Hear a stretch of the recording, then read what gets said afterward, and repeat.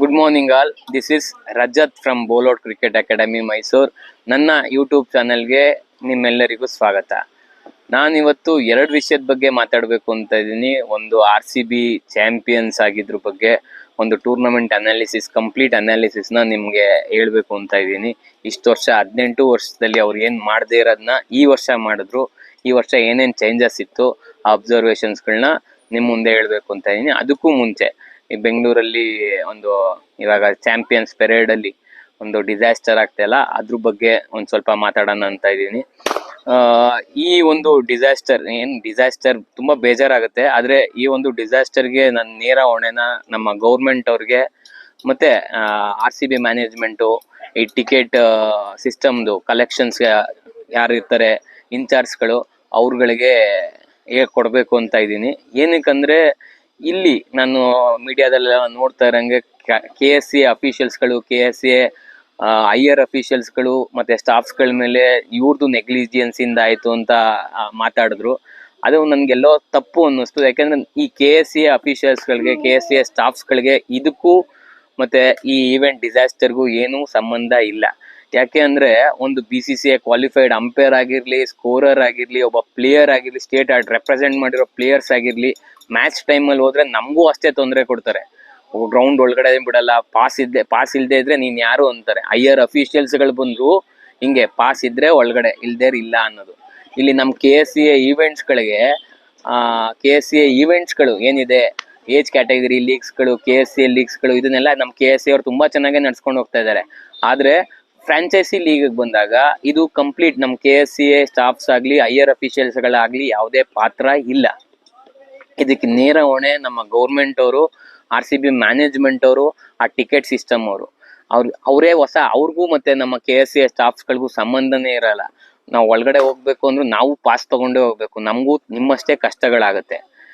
ಇದೊಂದು. ಆದ್ರೆ ಇದ್ರ ಬಗ್ಗೆ ನಾನು ಮಾತಾಡೋದು ಸರಿ ಇಲ್ಲ ಅಂತ ಅನ್ಕೋತೀನಿ. ಅದನ್ನ ಬೇರೆ ಹೈಯರ್ ಅಫಿಷಿಯಲ್ಸ್ಗಳು ಯಾರಿದ್ದಾರೆ, ದೊಡ್ಡ ದೊಡ್ಡ ವ್ಯಕ್ತಿಗಳು, ಅವ್ರು ಮಾತಾಡ್ಲಿ. ನಾನು ಇವಾಗ ಎರಡನೇದು, ನಾನು RCB ಚಾಂಪಿಯನ್ಸ್ ಆಗಿದ್ರ ಬಗ್ಗೆ, ಟೂರ್ನಮೆಂಟ್ ಅನಾಲಿಸಿಸ್ ಬಗ್ಗೆ ಮಾತಾಡ್ಬೇಕು ಅಂದ್ಕೊಂಡಿದ್ದೀನಿ. ನಾವು ಇಷ್ಟು ದಿನ ಒಂದು ಮ್ಯಾಚ್ ಅನಾಲಿಸಿಸ್ ಬಗ್ಗೆ ಮಾತಾಡ್ತಾ ಇದ್ವಿ. ಒಂದು ಮ್ಯಾಚ್ ಅನಾಲಿಸಿಸ್ ಹೆಂಗಿರುತ್ತೆ, ಆ ಮ್ಯಾಚಲ್ಲಿ ಪಾಸಿಟಿವಿಟಿ ಏನಿತ್ತು, ಪ್ಲೇಯರ್ ಪ್ಲಾನಿಂಗ್ಸ್ ಏನಿತ್ತು, ಟೀಮ್ ಪ್ಲಾನಿಂಗ್ ಏನಿತ್ತು, ಯಾವ ಥರ ಎಕ್ಸಿಕ್ಯೂಷನ್ ಮಾಡಿದ್ರು, ಯಾವ್ದು ವರ್ತ್ ಆಯ್ತು ಪ್ಲೇಯರ್ಸ್ಗಳಿಗೆ ಅಂತ. ಅದೇ ಥರ ಈ ಒಂದು ಟೂರ್ನಮೆಂಟ್ ಅನಾಲಿಸಿಸ್, RCB ಜರ್ನಿ ಹೆಂಗಿತ್ತು, RCB ಅವ್ರು ಏನು ಚೇಂಜಸ್ಗಳು ಮಾಡಿದ್ರು, ಇದ್ರ ಬಗ್ಗೆ ನಾನು ಮೊನ್ನೆ ನಮ್ಮ ಸ್ಟೂಡೆಂಟ್ಸ್ಗಳ ಜೊತೆ ಮಾತಾಡಿದೆ. ಸ್ವಲ್ಪ ಒಂದು 3-4 ಕಾನ್ಸೆಪ್ಟ್ಸ್ಗಳು ತುಂಬ ಚೆನ್ನಾಗಿತ್ತು, ಚೆನ್ನಾಗಿ ಮಾತಾಡಿದ್ರಿ. ಅದ್ರ ಬಗ್ಗೆ ನಿಮ್ಮ ವ್ಯೂವರ್ಸ್ಗಳಿಗೂ ಒಂದ್ಸಲಿ ಹೇಳಿ, ಇದು ತುಂಬ ಚೆನ್ನಾಗಿ ಎಲ್ಲರಿಗೂ ಯೂಸ್ ಆಗುತ್ತೆ, ಅಪ್ಕಮಿಂಗ್ ಪ್ಲೇಯರ್ಸ್ಗಳಿಗೆ ಯೂಸ್ ಆಗುತ್ತೆ ಅಂತ ಹೇಳಿದ್ರು. ಅದ್ರ ಬಗ್ಗೆ ಮಾತಾಡಬೇಕು ಅಂದ್ಕೊಂಡಿದ್ದೀನಿ.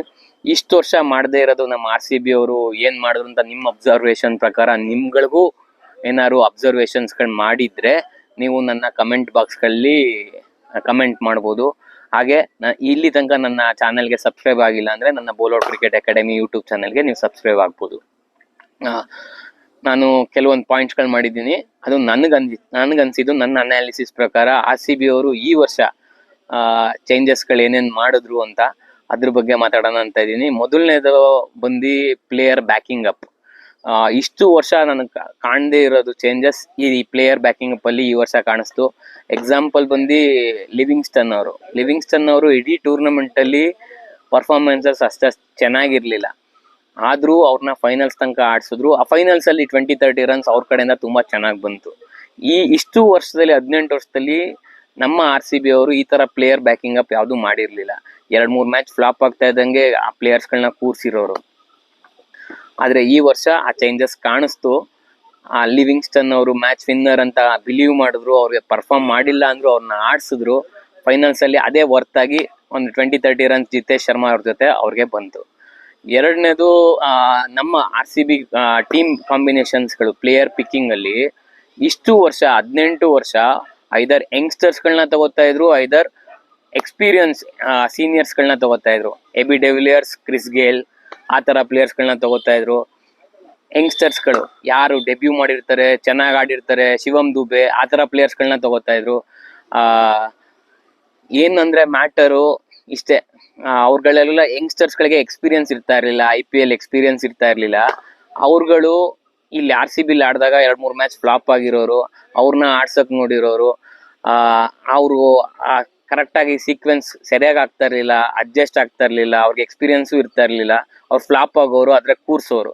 ಅದೇ ನೆಕ್ಸ್ಟ್ ಇಯರ್ ಅವ್ರನ್ನ RCB ಮ್ಯಾನೇಜ್ಮೆಂಟ್ ತೆಗ್ದಾಕಿರೋದು, ಅವ್ರಿಗೆ 1 ವರ್ಷ ಎಕ್ಸ್ಪೀರಿಯನ್ಸ್ ಆಗಿರೋದು, ಅವ್ರು ಬೇರೆ ಟೀಮ್ಗೆ ಹೋಗಿ ಚೆನ್ನಾಗಿ ಹೊಡೆದಿರೋರು.